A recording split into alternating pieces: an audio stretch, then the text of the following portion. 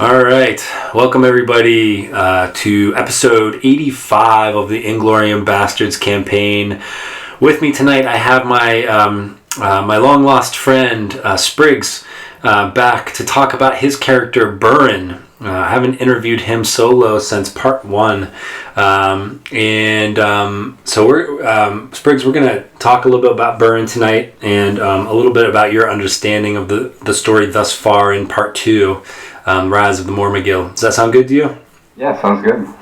All right, so we'll start right off with backtracking a bit by about maybe 30 episodes. When you guys first decided to come over after the great battle at the Grey Havens against why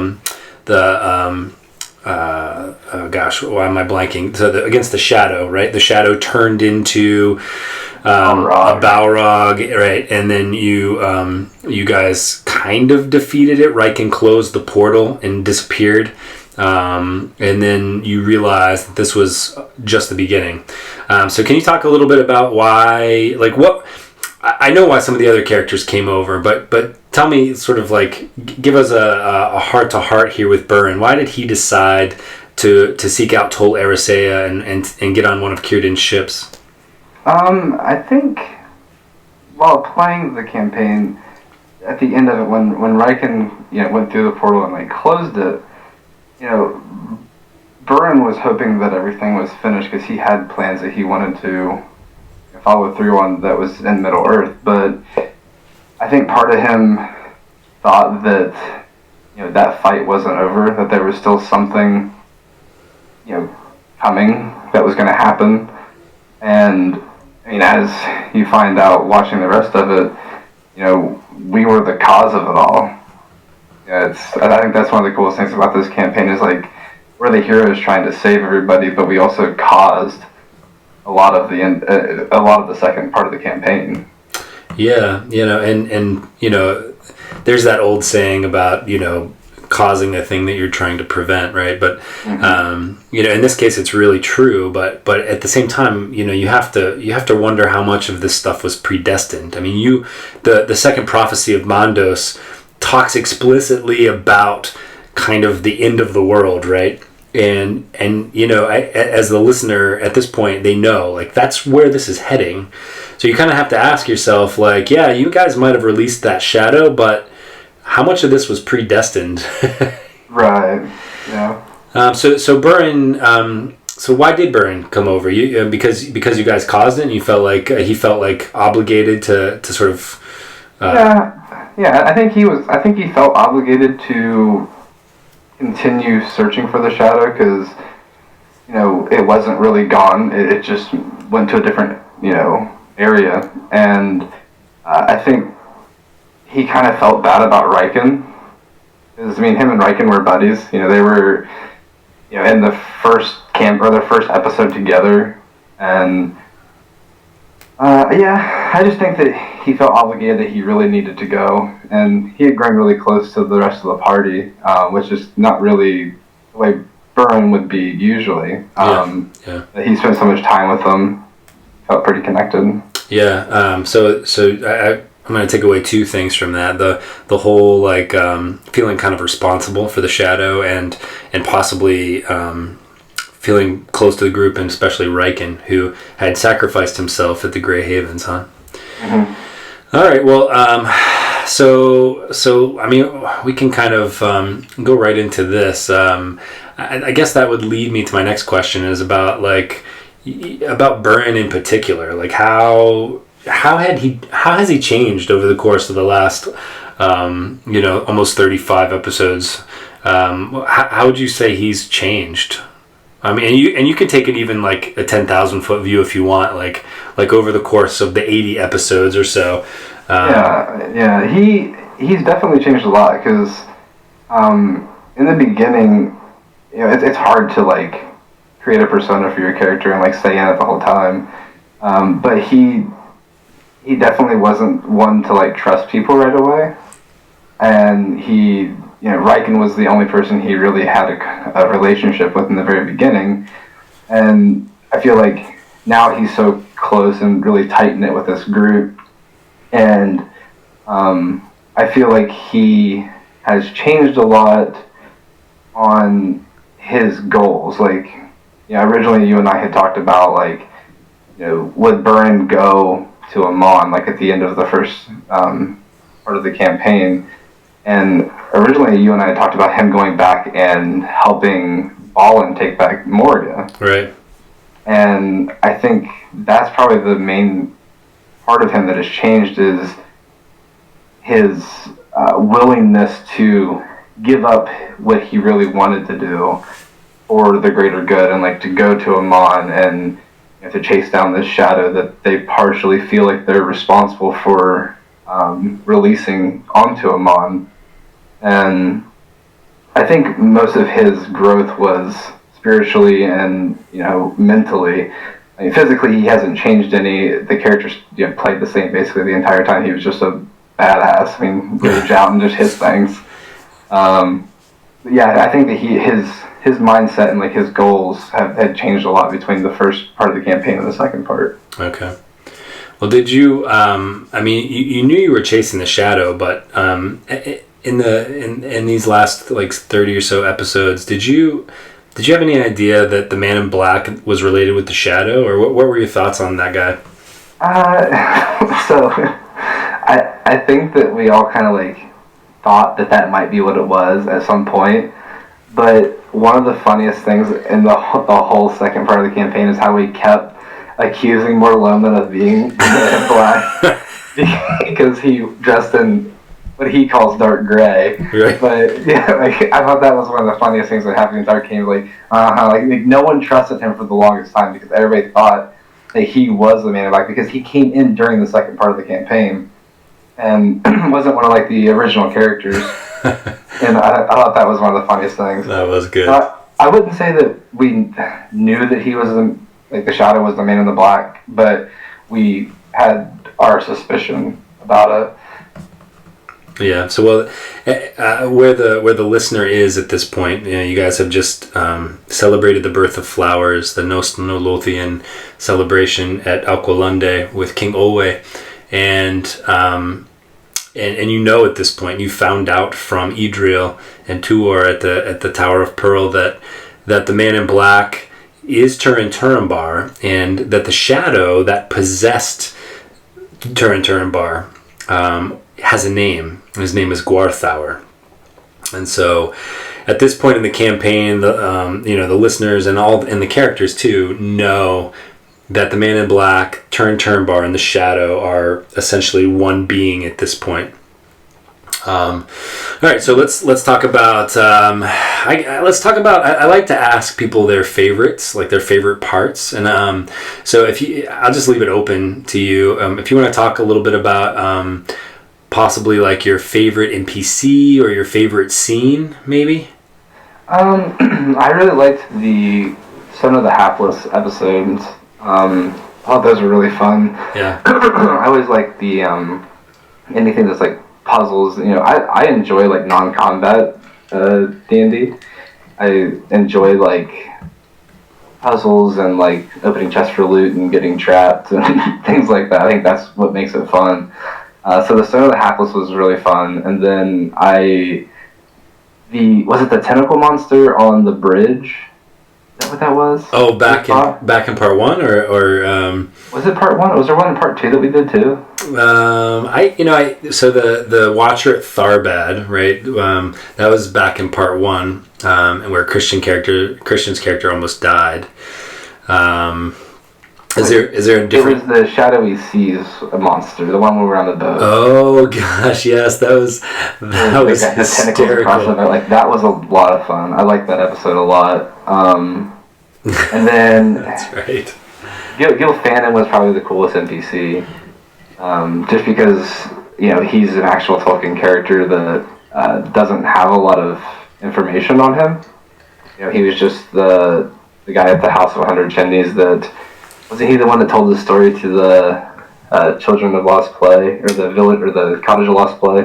Yeah, very close. So Gil Fannin was the guy that Ariel sat down and told the history of the elves to. and you guys came there right after you had been at the Cottage of Lost Play where you met Lindo and Vare. Yeah, I was just sorry. I have to comment on the whole tentacle monster thing. Look at I might have to like lay on Freud's couch after this or something and really like analyze myself, because I'm thinking back to all the tentacle monsters and I'm thinking maybe I have a problem. There's a lot of creatures with tentacles. I didn't even know that was a thing but apparently there definitely was. And I love the fact that I was able to get bareback for Riken. I thought that was one of the cool kind of like non-story driven things that happened. But it really pleased one of the PCs. Yeah, I bet the listeners might not have even caught that. So, you were talking about the Stone of the Hapless episode, right? So when you guys traveled from the Tower of Pearl, you guys immersed yourself in that pool, and Idril and Tuor told you, make sure you're really focused on where you want to go, because this pool will take you anywhere you want to go, or it also answers the desires of your heart in terms of loved ones, and that was kind of left open-ended, and I think I threw that in there mostly because we had talked and you wanted to do something nice for Riken, because poor Riken had just a terrible I mean, it was a great sort of progression for his character, but just he lost Bear like 3 times, and you wanted to do something nice for him. So I think what happened was when you immersed yourself in the pool, you're thinking about the location, but you're also thinking about getting Bear back for Riken, and then he shows up as undead Bear, so you kind of got your wish. Yeah, and speaking back to the growth of Burin, I the growth of Riken, outshines everybody's real growth as a character, because he changed so much. Had such a hard time in the first part of the story, with his father and his crazy brother, and Bear dying multiple times, and then he's the one that sacrificed himself. Then when we find him in the second part of the campaign, he's completely different, and his character has such a rich backstory, and it was so cool to watch it play out, because those things aren't predetermined. We weren't oh, so you're gonna sacrifice yourself and then you're gonna start breathing smoke in the second part of this campaign, right? And I thought that was one of the coolest growth moments of this entire campaign, was just Riken in general. Yeah, and Josh did a great job playing him. Mm-hmm. Was it hard as a player playing a sort of the lone barbarian, the tank in part 1? Was it weird having another barbarian in the mix? Because that's the way Josh kind of reskinned Riken in the second part of the campaign. Was it odd having a second tank? It was surprising, but it was really good for us, because adding more PCs to the game means there's going to be more monsters and larger fights to make it, interesting. And I think having a second person that can just stand in front of something and take damage is, it's invaluable, really. Yeah. And it really fit Riken because of all the changes he went through. And Riken, he was a warden, is that right, in the first part? I think so, yeah. He was awful. I mean, I don't know if his dice were broken, but he was awful. I mean, I don't know if he did more than 30 damage the entire first part of the campaign. Yeah. But he was so much more useful in the second part because he reskinned and all the changes that happened to him during the first part. Yeah, agreed. Well, just a couple more questions for you here. Let's see. So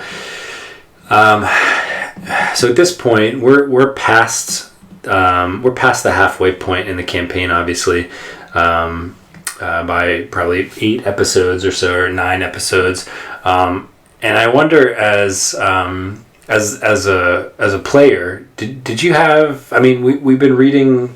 I think at this point, you guys had uncovered the second part of the second prophecy of Mandos. You had, I think, Gilfanon told you the first part, and then Merrill at Quarterion told you the second part. And I had broken it into 4 pieces, so you would discover it slowly. At this point, Turin Turambar is supposed to be the one to kill Morgoth. Did you guys, as a player, did you have any idea sort of like how you would get there to this battle with Morgoth? Not really. No.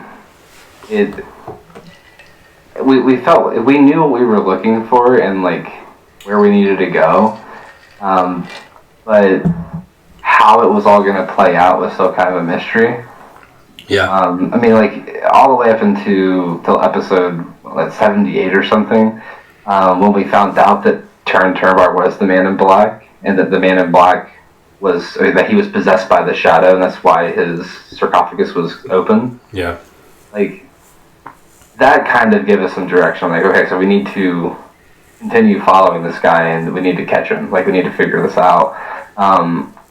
That was our main goal, right? I mean, there was a lot of things that happened along the way, and there's a lot of other things that we were doing, like trying to find the mallet for... Tombo. The mallet of Tombo for Little Heart? Yeah, for Little Heart. Like, we had other things that we were trying to do, but I think we all knew that, the Man in Black was our goal. That's what we needed to be. Yeah, well, the listener doesn't know exactly where this is heading. It's going to come to a head here fairly soon in probably about 10 episodes. And so they'll discover it pretty quickly. I did want to say, and I'm sad to say this, but this may be the last time that I interview you solo in this in this trilogy, and that's because you needed to step away for part 3 of this. So we had somebody else playing Burin, which was both bad and good. Obviously, you knew Burin inside and out, but it also, his character kind of took a turn in the third part, and you discover way more about him. So tell us how did that was that tough to like step away from the character at that point? Yeah. So I mean, we invested a lot of time. I mean, we were however many episodes into this, doing it every week, and 3 and 4 hours at a time, and it's hard to step away from something that you're doing consistently, and like there's still a yearning for like what's going to happen and like what's coming up. But at the time, that was whenever my wife had Evan, and so I knew that sectioning out that part of time may be difficult. And I was never one of the players that wanted to not be there. Right. Right. Like if I couldn't be there, I'd rather just not be there at all. Like I want someone else to play my character, because I feel like he was a big part of the story, and he's been around for so long. So yeah, it was tough. It was fun reading our hangout chat and like catching things that were happening from you guys, and when I made my guest appearance at the end of the campaign. That was always fun. Yeah, that is definitely something to look forward to. I'm just looking here. So the final battle is going to be... Yeah, I think the final battle's just in probably 15 episodes or something, and pretty close to that. We'll do the full cast reunion, and sort of we'll talk about that. I will say, though, you might not join us after this in Spirit of Burin. You do make another secret appearance that I think you alluded to, and we'll save that as a mystery for the listener. Exactly. Sound good? Sounds good. All right, buddy. So we'll talk to you in I don't know, give or take 15 episodes for the full cast reunion for part 2. Does that sound good? Sounds good. Don't forget, it's all about the decks. It's all about the decks. All about the decks. Thank you. We'll talk to you. All right, see you.